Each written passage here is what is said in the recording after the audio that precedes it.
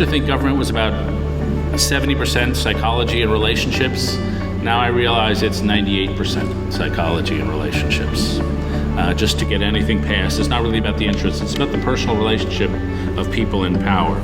On May 4th, the Hastings Center sponsored a lecture by New York Times columnist David Brooks.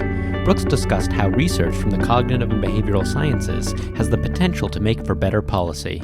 People in government in general are smart enough, but it's really their social feel.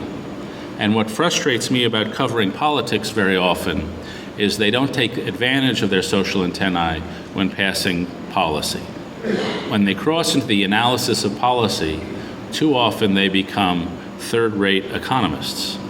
And economics has become the gateway between research and policy making, so that every single piece of research on how we behave gets translated through the language of classical economics before it can make it into a congressional hearing. Brooks worries that this mode of politics has produced bad policy. At fault, he argues, a thin understanding of human nature.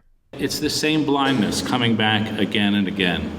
An overly simplistic view of human nature based on an old-fashioned classical social science model that people are autonomous individuals driven in relatively straightforward ways by incentives. And this worldview, which is really the worldview of the world I live in, misses the spaces between people. And as a result, in problem after problem, it misses the nature and quality of relationships. And so you're looking around for a deeper and richer view of human nature that will actually explain the world you're covering. And so in my case, I drifted over into a world I never thought I would drift into. And that's the world of science.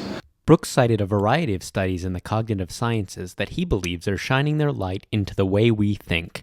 In a project led by research scholars Eric Perrins and Josephine Johnston, the Hastings Center is examining how these studies, many of which involve neuroimaging, can be both used and misused to explain complex human behavior.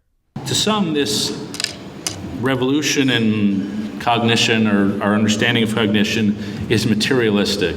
It seeks to reduce everything to dendrites and synapses. But to me, when I read this stuff, it has the exact opposite impression.